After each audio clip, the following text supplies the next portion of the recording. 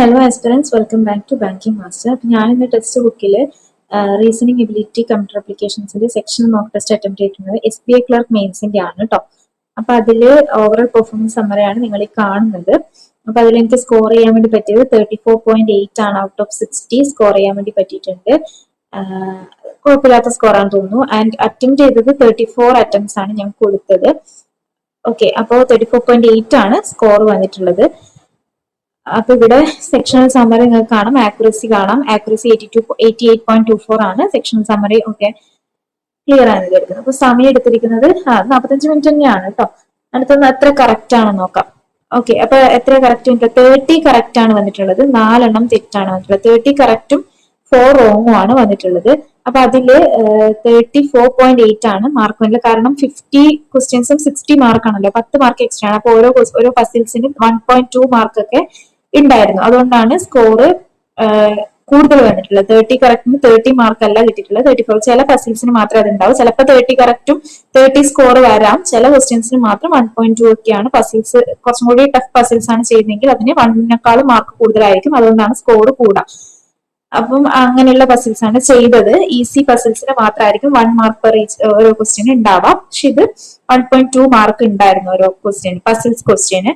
അത് ഞാൻ സ്കിപ്പ് ചെയ്തത് ഒരു ഇൻപുട്ട് ഔട്ട്പുട്ട് ക്വസ്റ്റ്യൻ ഞാൻ സ്കിപ്പ് ചെയ്തിട്ടുണ്ടായിരുന്നു. പിന്നെ നോക്കുമ്പോൾ എനിക്ക് കിട്ടിയിട്ടുണ്ടായിരുന്നു.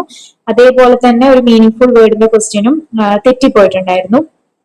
അങ്ങനെ ഒരു വാക്ക് ഉണ്ട് എന്നാണ്, ഞാൻ ഇല്ല എന്നാണ് കൊടുത്തത്, പക്ഷെ വാക്ക് ഉണ്ടായിരുന്നു. ഓക്കെ, അപ്പൊ അങ്ങനെയുള്ള മിസ്റ്റേക്കുകളാണ് പറ്റിയിട്ടുണ്ടായിരുന്നത്, 4 എണ്ണം. ബാക്കിയൊക്കെ കറക്റ്റ് ആണ് വന്നിട്ടുള്ളത്. അപ്പോൾ ഇതാണ് ഓവറോൾ പെർഫോമൻസ് സമ്മറി എന്ന് പറയുന്നത്. ഞാൻ മൊത്തം സൊല്യൂഷൻസിന്റെ വീഡിയോ ചെയ്യുന്നില്ല. നിങ്ങൾക്ക് അങ്ങനെ വീഡിയോസ് വേണമെന്നുണ്ടെങ്കിൽ, അതായത് സൊല്യൂഷൻ കാണിച്ച് ഏതൊക്കെ ക്വസ്റ്റ്യൻസ് ആണ് ഉണ്ടായിരുന്നത് എന്നുള്ള വീഡിയോ വേണമെങ്കിൽ നിങ്ങൾ കമന്റ് ചെയ്യാം. ഞാൻ ഭയങ്കര ലെങ്തി ആക്കണ്ടല്ലോ എന്ന് വിചാരിച്ചു. ഇങ്ങനെ ഒരു സെക്ഷണൽ മാർക്കാണ് ഇത്രയും കിട്ടുക. ഇതിപ്പോ ഞാൻ ഫസ്റ്റ് ആയിട്ട് അറ്റൻഡ് ചെയ്യുന്നത്, അതായത് ഞാൻ അധികം കൺസെപ്റ്റ് ഒന്നും റീസണിങ് പഠിച്ചു വെച്ചിട്ടില്ല. അറിയുന്ന കൺസെപ്റ്റ്, അതായത് നമ്മുടെ സിലോജിസം, അതേപോലെ ഡയറക്ഷൻ ടെസ്റ്റ്, അതേപോലെ കുറച്ച് അറിയുന്ന പസിലുകൾ, ഇതൊക്കെ സോൾവ് ചെയ്തിട്ടാണ് ഇത്രയും അറ്റംപ്റ്റ് കൊടുത്തത്. ബാക്കി നമ്മൾ ക്രിട്ടിക്കൽ റീസണിങ് ഞാൻ ഇന്ന് വരെ പഠിച്ചിട്ടില്ല. അപ്പൊ അത് സ്റ്റാർട്ട് ചെയ്യണം. അപ്പൊ ക്രിട്ടിക്കൽ റീസണിങ്ങിന്റെ ക്വസ്റ്റ്യൻസ് ഞാൻ സ്കിപ്പ് ചെയ്യാണ് ചെയ്തിട്ടുള്ളത്. സോ അത് അറ്റംപ്റ്റ് ചെയ്തിട്ടുള്ളത് ഒരു 5-6 ക്വസ്റ്റ്യൻസ് ചോദിക്കാറുണ്ട്. അപ്പൊ അത് പഠിക്കണം. അത് പഠിക്കാത്തതുകൊണ്ട് ആ ഒരു പഠിക്കാത്ത സെക്ഷനൊക്കെ ഒഴിവാക്കിയിട്ടുള്ള സ്കോറാണ് ഇതിൽ കിട്ടുന്നത്. ഇതിനേക്കാൾ ഇമ്പ്രൂവ് ചെയ്യാണ് വേണ്ടത്. അപ്പം അത് ഞാൻ ട്രൈ ചെയ്യുന്നുണ്ട്. അപ്പൊ ഇതാണ് ഇപ്പം ഈ ഒരു ലെവലിൽ എന്റെ സെക്ഷണൽ മോക്ക് ടെസ്റ്റിന് കിട്ടുന്ന ഒരു മാർക്ക് എന്ന് പറയുന്നത് 30 to 40 മാർക്കിന്റെ ഇടയിലാണ് എനിക്കിപ്പം മാർക്ക് കിട്ടാം. അപ്പൊ നിങ്ങൾക്ക് സൊല്യൂഷൻ സെറ്റ് വേണമെങ്കിൽ, ക്വസ്റ്റ്യൻ ഏതൊക്കെയാണെന്നുള്ളത് അറിയണമെങ്കിൽ നിങ്ങൾ കമന്റ് ചെയ്യാം. ഞാൻ അത് വിശദമായിട്ടുള്ള ഒരു വീഡിയോ ചെയ്യാം. അല്ലെങ്കിൽ അടുത്ത മോക്ക് ടെസ്റ്റ് ചെയ്തിട്ട് അതിന്റെ സ്കോർ ഇതുപോലെ കാണിക്കാം. ഓക്കെ, അപ്പൊ അത്രയേ ഉള്ളൂ ഇന്നത്തെ വീഡിയോ.